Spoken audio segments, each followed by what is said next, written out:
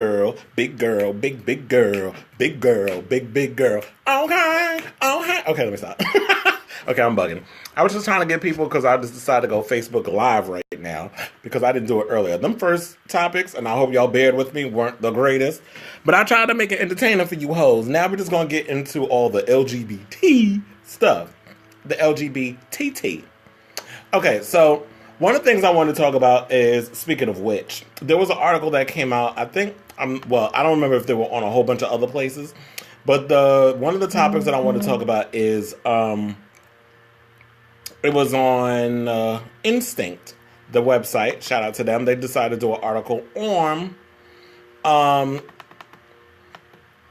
if a big girl should have won RuPaul's Drag Race or why. They open up the discussion of why a big girl hasn't won Drag Race, and it might be are they discriminating or whatever the case is. So, basically they wrote a list or whatever, because, this past season, Eureka was a runner-up. It would have been interesting to see if she would have won last year or would have been a runner-up last year, but she injured herself and that whole sort of thing. So, the question remains so this is the list of the people that were talking about all the places that the big girls from Drag Race came in. So Victoria Porchop Parker, who was the very first ever to be eliminated from the show, she came in 9th place on Drag Race because, season 1 had nine people.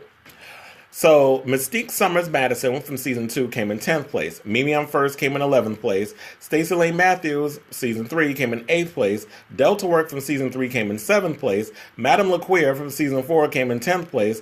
Jiggly Caliente, who is now trans, from season 4 came in 8th place. Latrice Royale, her and that laugh,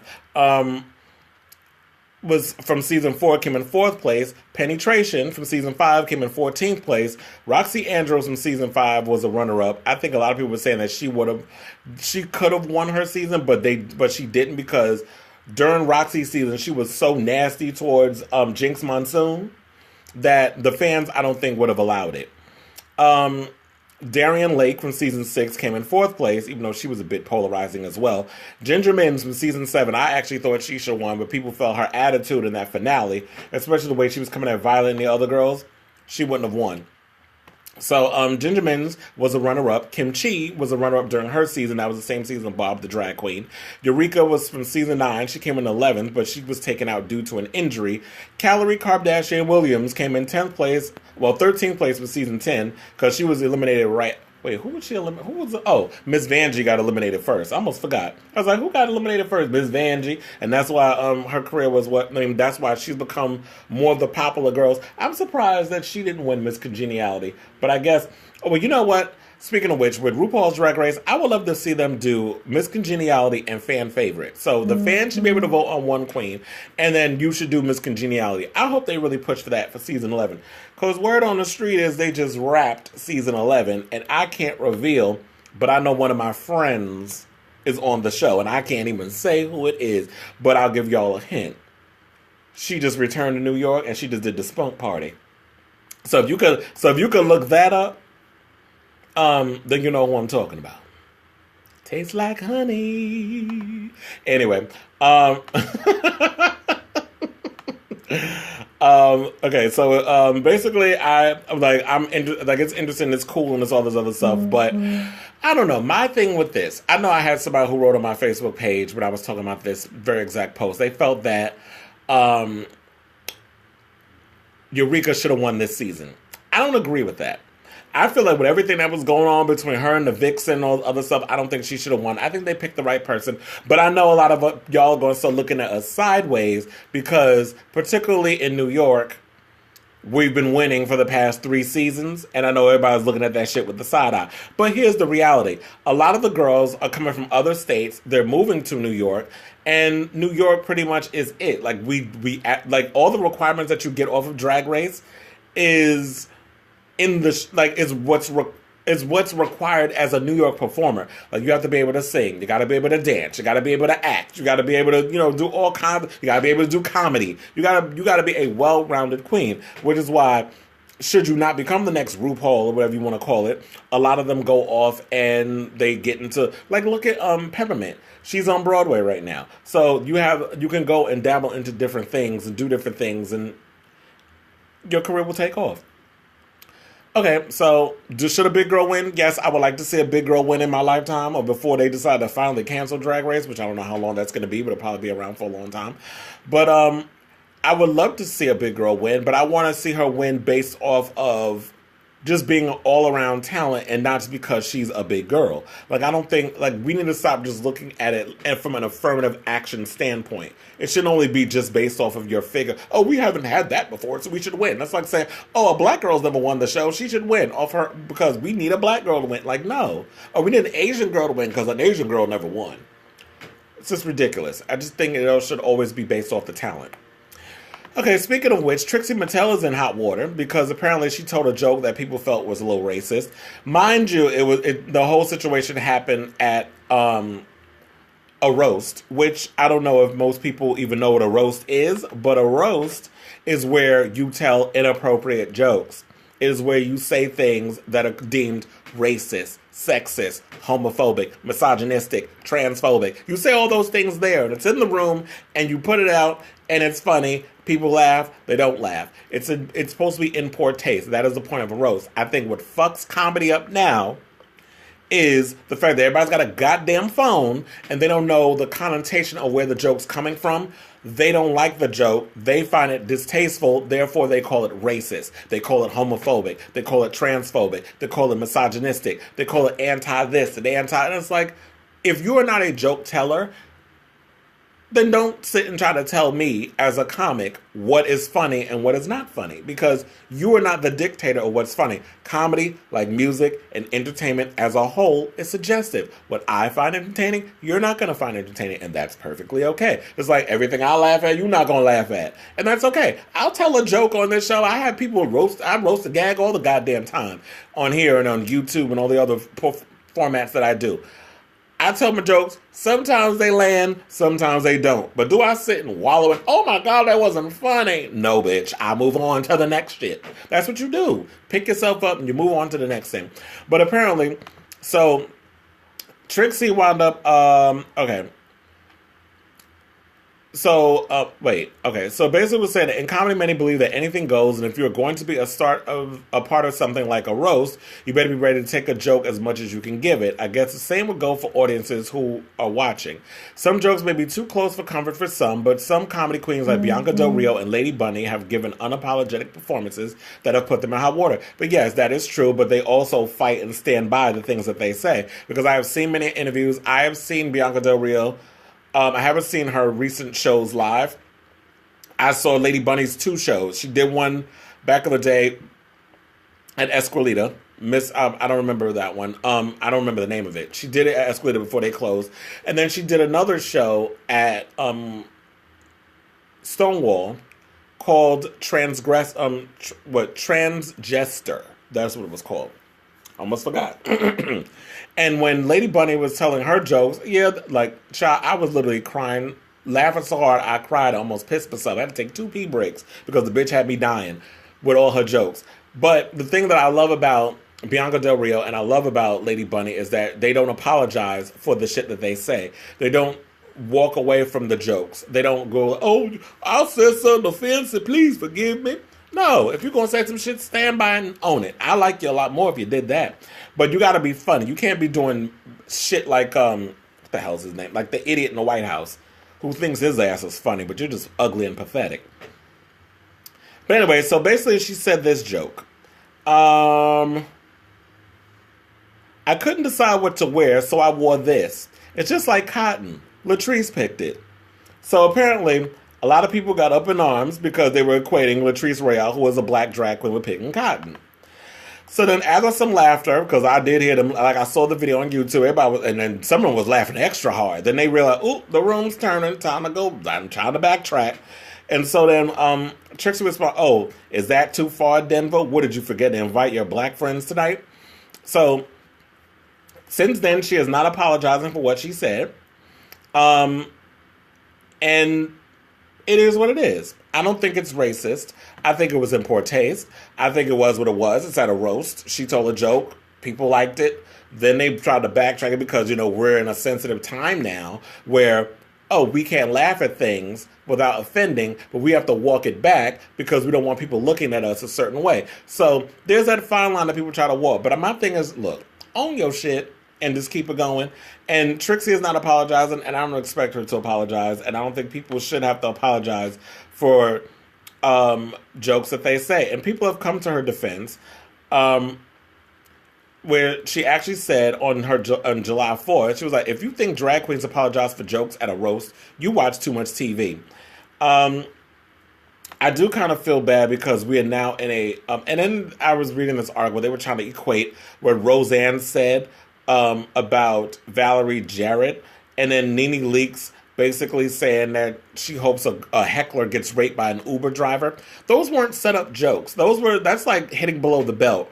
What Roseanne said on Twitter was not... She wasn't even in a joking mind when she said it. She was spouting rhetoric that she had learned from places like Fox News and Breitbart. So there's a difference between spouting rhetoric and twisting something into the form of a joke. And I think if you know how things are, you can read between... Anyway, why are people calling me on my damn phone? I'm in the middle of a live broadcast. See, this is why I got to start blocking bitches. I was like, who are you? Anyway, where was I?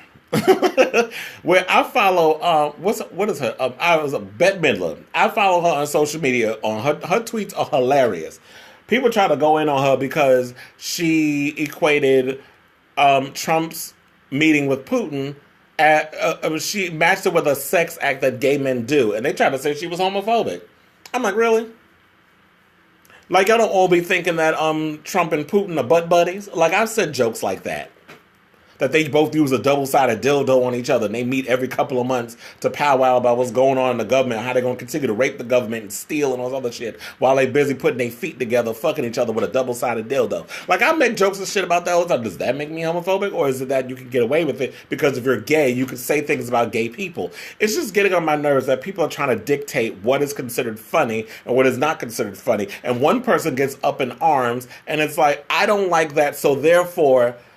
everybody needs to not like it. Like this next story, which is Christians are threatening to boycott a brand new Netflix series, a drag queen cartoon that you have a couple of girls from Drag Race, including RuPaul, voicing. So the Christian Film and Television Commission, oh God, who are they? Is demanding Netflix. See, here's the thing. You're the Film and Television Commission. You don't have power over Netflix. Netflix is a streaming site, so you don't have control over that world.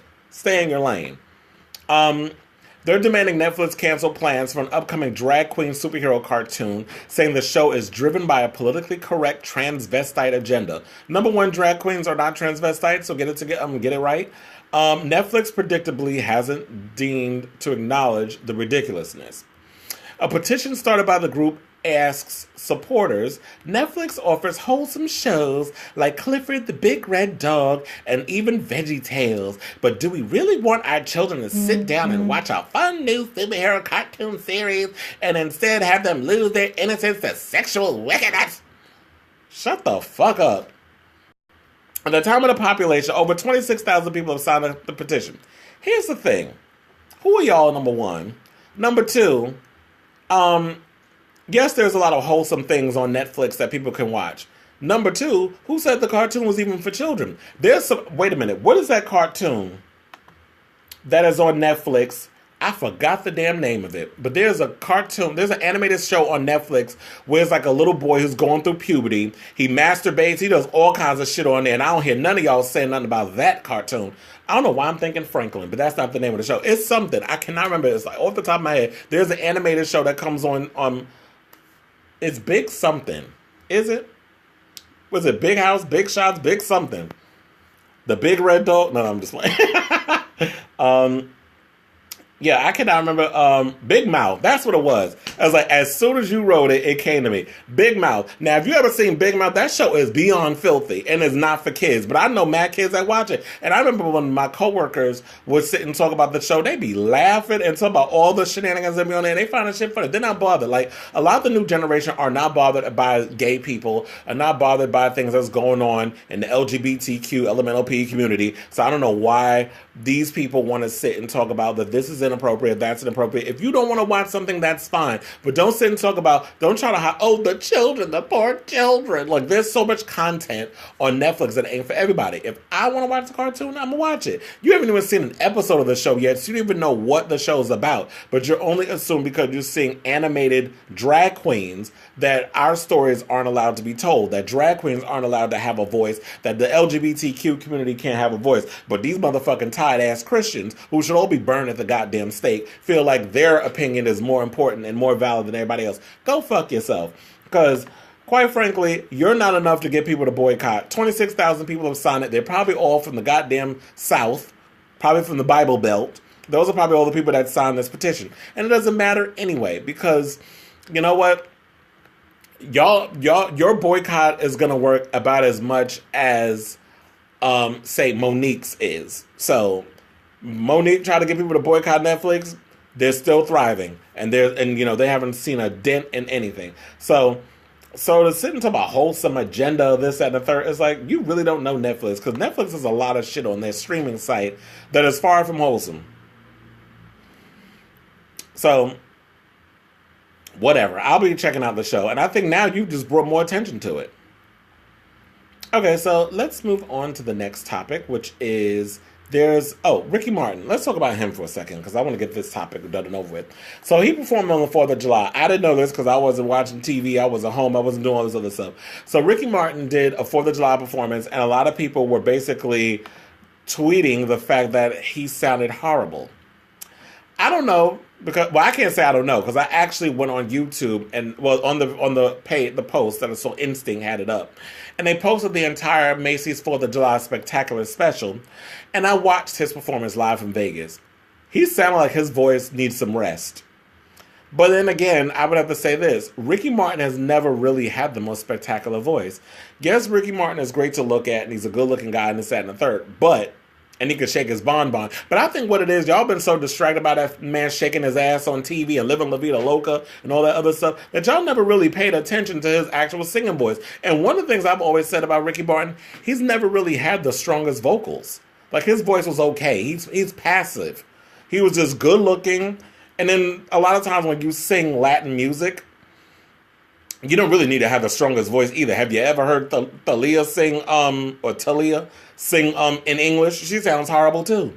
So and Jennifer Lopez sounds way better in Spanish than she does in English. So there's a lot of people who have that ability that I feel like, okay, his voice sounds a little weathered and a little worn out. Maybe he needs to do a Britney, and like, y'all need to start doing backing tracks and putting that shit louder than your actual voice and make that work.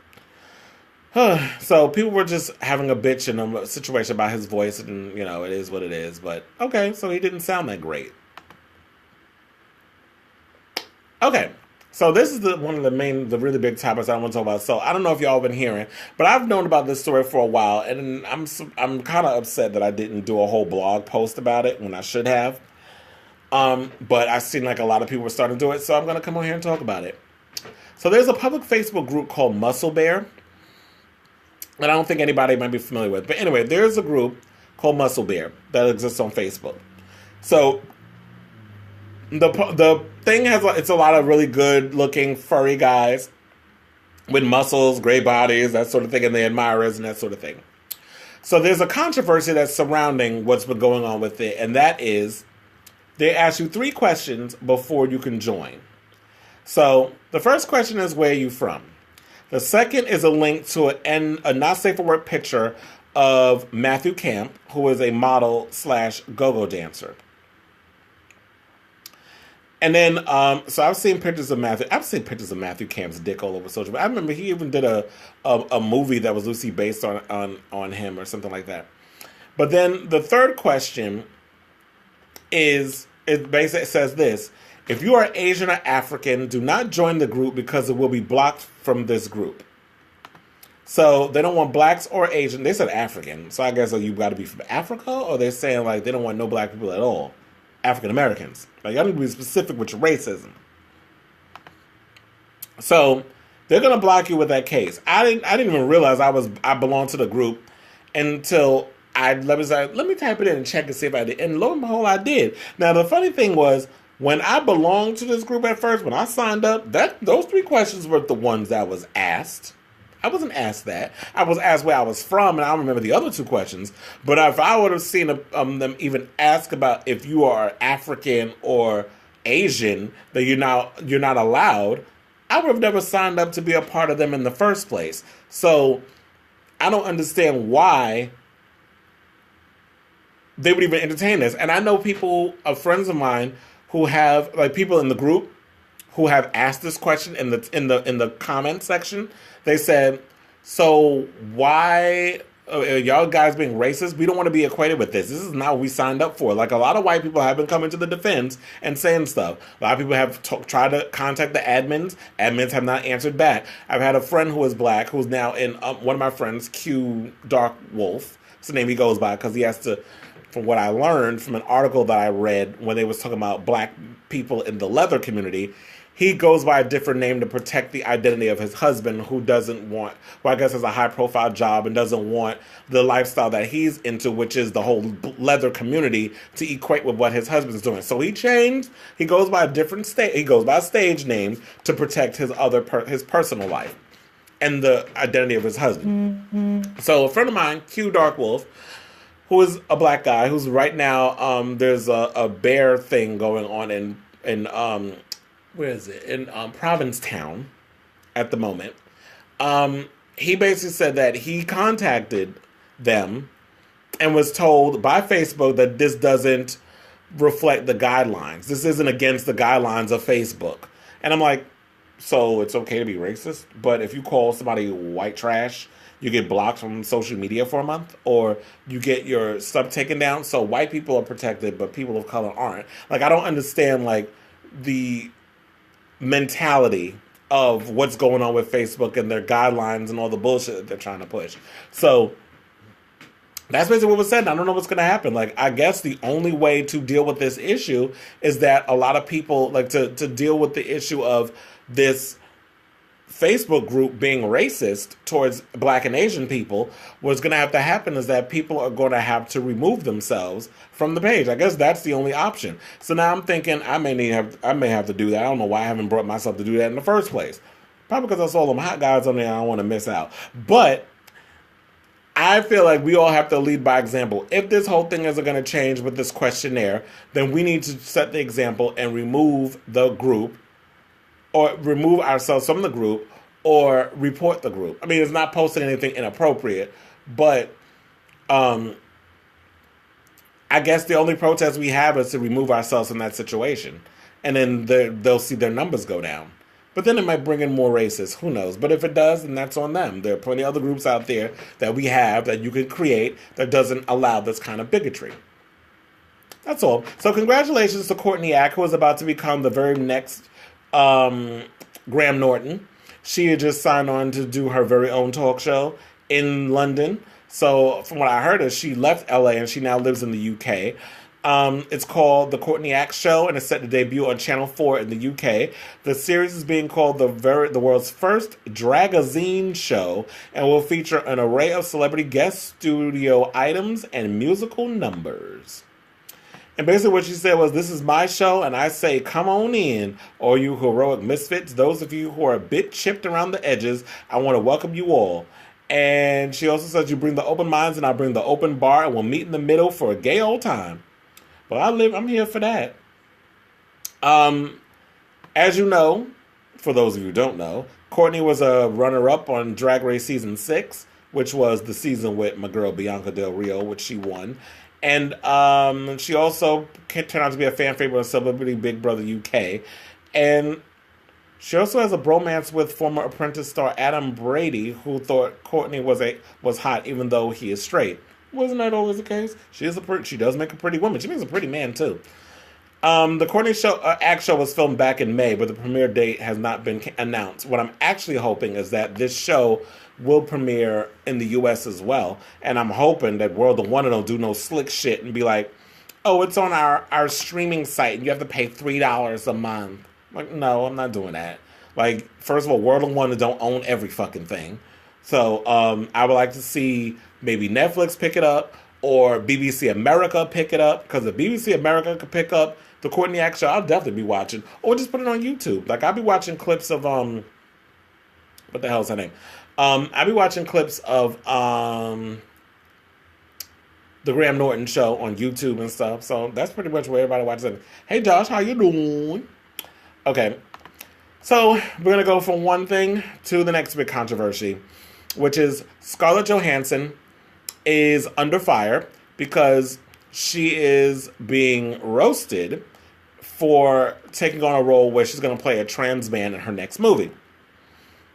So the movie is called Rub and Tug, which is a film about a real-life trans man who owned a massage parlor in the 70s and 80s. Fans and fellow actors, including Trans Sense 8 star Jemmy Clayton, were critical of Johansson's choice to accept the role, arguing that it took an opportunity away for a transgender actor. Now, Scarlett wound up saying this. This was her response, which I thought was tone deaf on her freaking part. She says, "Tell them that they can be directed to Jeffrey Tambor, Jared Leto, and Felicity Huffman's reps for comment." And that's what her team told Bustle, purportedly from the actress herself. So that was her response, was basically, oh, well, tell it to all these other people who've played trans and won awards. Then there was a panel that went on Megyn Kelly's stupid ass show. Why is that bitch still on the air? First, and another name, they said MSNBC, but she's on NBC, and she comes on in between the Today Show. But anyway, she is another tone-deaf bitch. I think too much dye went to the heifer's head. She basically brought on 3 cisgendered men to talk about trans people. Where was Janet Mock? Where were any of these other trans people out here who could have basically talked on this? What, there are no trans men that you're aware of? You could have put out a APB on trans people who can speak articulately that could have came on the show and been like, you know what? Let us have this conversation about what's going on in the community. And I think people don't realize this, which is there's nothing wrong with cis people playing trans roles. It's a problem when trans people can barely get Trans people can barely get roles in Hollywood. There are people you can get to play the role. What about there's trans male actors out there. There's an actor who was on Shameless, the kid that played Ian's boyfriend on again, off again, that worked at the center for the gays. He's a trans male. He's been in a couple of things. You're going to probably have him play the role. The problem with Hollywood is Hollywood wants big names. Hollywood wants something they can sell to studios or whatever to get a buzz going. The problem I have with Hollywood also is that a lot of these actors look at playing gay or playing trans as an opportunity to win an Oscar, an opportunity to get a career boost. This is why a lot of straight people... No, I don't see RuPaul playing trans. First of all, the trans community is pissed at Ru over those comments that he made about not even want to add trans people to Drag Race. So if RuPaul was to play a trans woman, that would definitely piss a lot of the trans community off. So Ru stay in his lane. I remember I'm on a Pose group on Facebook, and people were asking, would they want RuPaul to play a role on Pose? Or to have Michelle Visage come on and be a judge holding up the 10 sign. Or Ross and the other one, Carson, to be an MC like Pray Tell. I was like, no.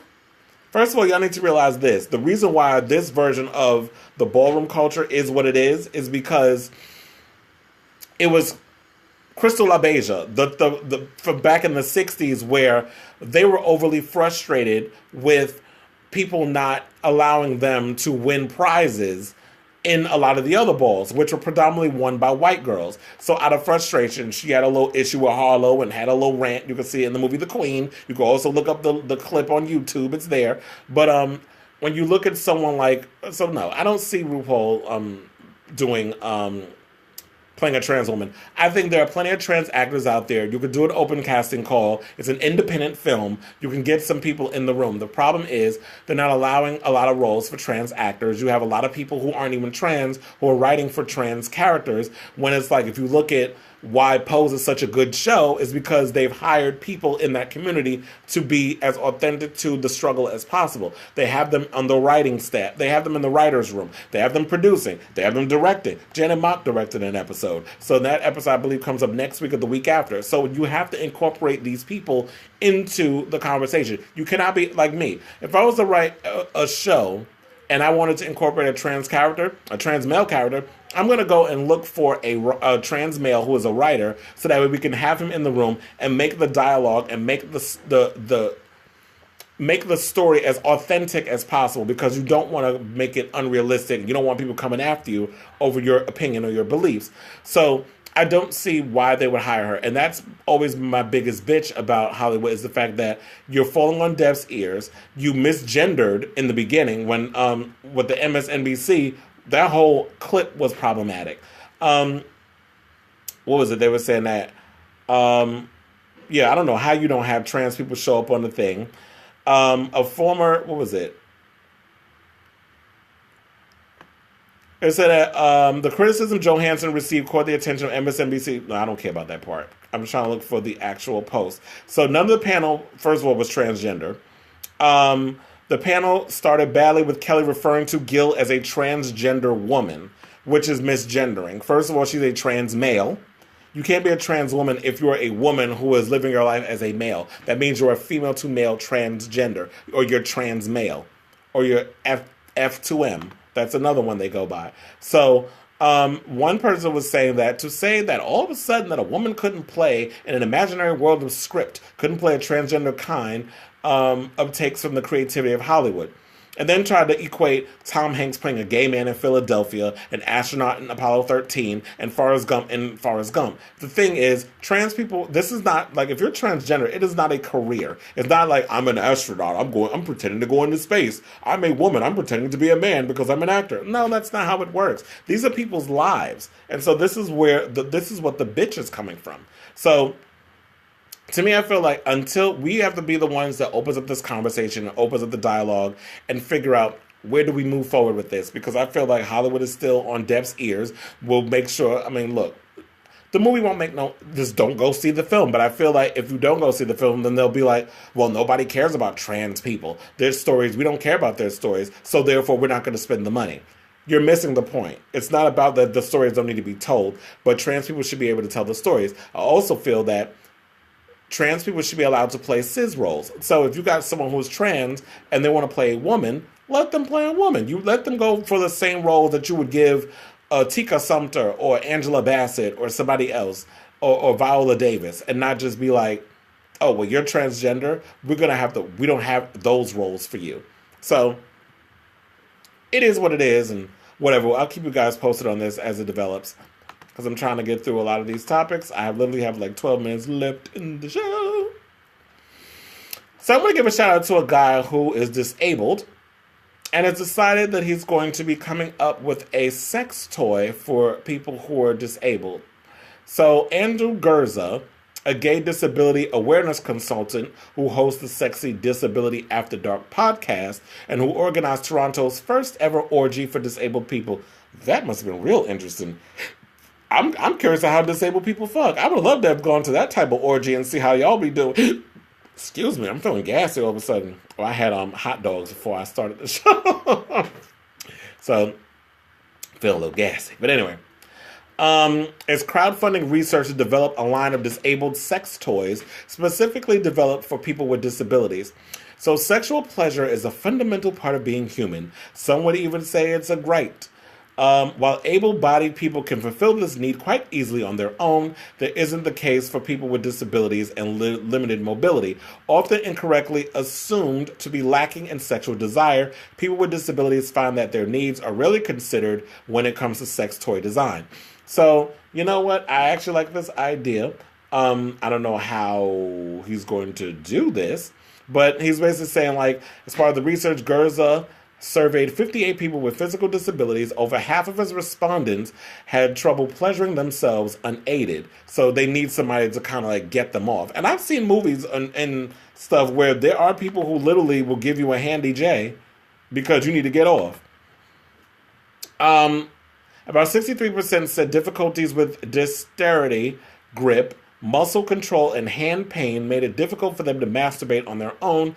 Half of the respondents also said that the currently available variety of sex toys don't meet their needs. But that's because a lot of times when sex toys are created, I don't think anybody has people with disabilities in mind. You're thinking from the standpoint of someone who is able-bodied, someone who has both arms and both legs, and you can lift your legs into Jesus and stick things in your ass or jerk yourself off or play with your vagina or whatever the case is. A lot of these people, some of them have stumps, some of them don't even have hands. Some of them, have a hard time or carpal tunnel or issues with hands and their arms and this, that, and the other, or have physical pains, so they can't get themselves off. So I think that's a great idea. He's launched a $15,000 crowdfunding campaign, and so far he's only raised $935.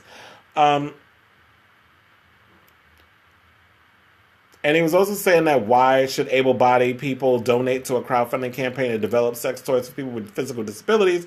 He would say able-bodied people will one day become disabled, so they'll want a toy they can too access.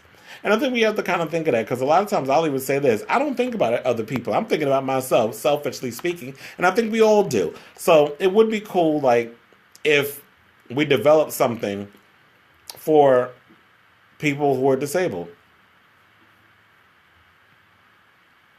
Okay, so on to the next story. Like, let's talk about that old-looking motherfucker named Jean-Claude Van Damme. Can I just say, he has not aged well? It could be because, them Belgians, y'all lack a moisturizer. Somebody to help y'all. But anyway, so the Belgian actor, we can use that loosely because he was never really a good actor. Jean-Claude Van Damme likened homosexuality to bestiality, as they all tend to do, in an argument with French Minister of Gender Equality Marlene Schiappa about gender and marriage equality Sunday at the French late-night show On n'est pas couché. I hope I said that correctly. The argument about marriage equality was prompted by Schiappa's question regarding Van Damme's earlier remarks about gender roles in marriage. Van Damme, who has said he was raised with traditional values, is one of those traditional values include you snorting cocaine and allegedly inviting, male escorts into your situation? But you ain't want nobody to know about that, T? Allegedly? Okay. So, basically said that he was raised with traditional values. He believes it is a man's responsibility to feed his family. There are women who like to work, like you, who can do both things, take care of children and work. There are women who like to stay at home. They want to stay at home. They like children. If all women are working, what are they doing at home? Who fucking raised you? Because you sound stupid. And he also likened same-sex marriage to a coupling of dogs, saying women marry each other, men marry each other, dogs marry each other. Everybody marries everyone and everybody divorces. Meanwhile, aren't you divorced? And then Belgium legalized same-sex marriage in 2003, becoming the second country in the world to do so after the Netherlands, France, 13th century in the world to establish marriage equality. I don't know. I think Van Damme's an idiot. He says he has gay friends but questions the legitimacy of same-sex marriage. So you have gay friends, and this is what they always say. Oh, so my best friends were gay, but you're hating against what their cause is. And then I remember, there were people that were saying, oh, why do we have gay pride and all this other stuff? For reasons like this. When you have idiots like this one making the comments that he makes, and the fact that people are like, why don't we have a straight pride? The fuck you got to be proud of? You get to wake up every morning doing what you do. Eat the pussy, make the baby, get fat, be miserable, and you wonder why y'all need wonder why you need a straight pride? You get to walk out your door and be you every day. You don't need to be a pride. You are prideful. You should be proud of what you have. What the fuck you need a parade for? But anyway, let's just move on, because I just feel like Van Damme's an idiot. His career is about as dry as Roseanne's vagina.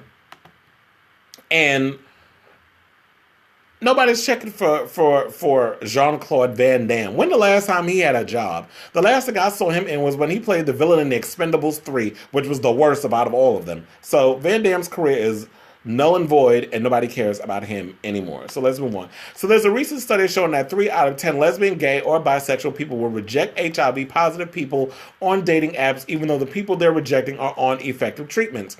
The research conducted by YouGov on behalf of the Terrence Higgins Trust showed that 1/3 of people asked would not swipe right on someone who was HIV positive on an effective treatment. An additional third responded that they were unsure if they would or not. And this is sad because this is exactly why you look at people who are HIV positive and won't even admit that they're HIV positive because out of fear of being stigmatized, out of fear of someone saying, you know what, I don't want to be discriminated against. I don't want my feelings hurt. So they keep it to themselves. They keep it secret. I value guys who are honest and upfront about their status, who are like, you know what, I am positive. And if you're going to do that to me, then that's okay. But just let me know. Like, don't ghost me. Don't be shady about it. But I just feel like it's your own insecurities you're trying to project on someone else. And it's sad that people do this, but I don't know. It is what it is. I've dated guys. I have fucked guys who are HIV positive. But if you are educated, if you're well versed in what having an undetectable viral load means, that you can't pass on the virus to someone with an undetectable viral load who's negative. If you educate yourselves on that, and then PrEP use, and the side effects that comes with that, because that shit fucks up your kidneys. But there's just so much that goes into it. As long as you educate yourself on it, I feel like the more you know, the more you know better, you do better. That's basically what I just want to say on that. So people just need to educate themselves more on HIV and that sort of thing. And I don't understand people who aren't aware or educating themselves at least. It's just ignorance, and people still are ignorant about HIV. Okay, so a priest got busted, and has gone into hiding, and I'll tell you why he was going into hiding. Because he got busted for having sex on the church altar. So, priests are carrying and doing all kinds of crazy shit. And so, I guess he got busted. He was filming himself with another guy having sex on a church altar. And he's gone on personal leave.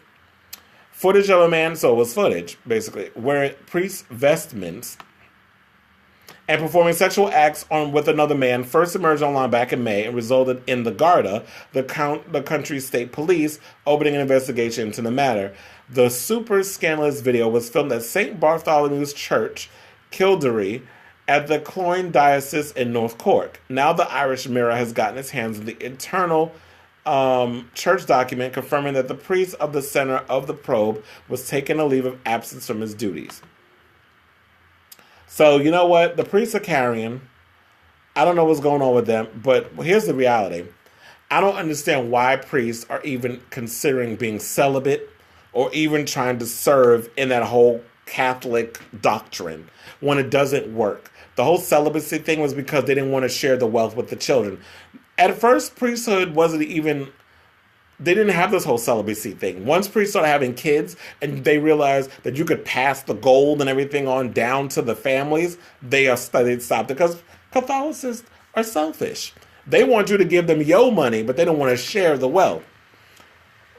So between that and then there was the story last week where the guy was talking about that the priest was talking about he was doing Skype videos with this kid who he was like,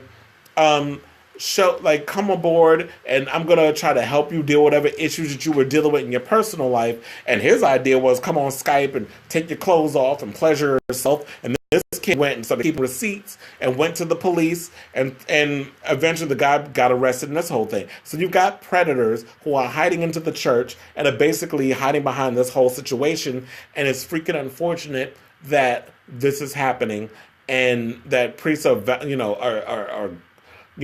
disturbing the trust of people who are looking to the church for guidance and help and that sort of thing. And you got these perverts that are infiltrating the compound, and instead of them being dealt with, they're being shipped off to other churches to continue the cycle, which is why you get a lot of kids who are fucked up and all kinds of other stuff that's going on because they've dealt with the abuse and all this other stuff. So it's funny how I opened the show talking about sexual abuse in Hollywood, and I closed the show talking about sexual abuse within the church.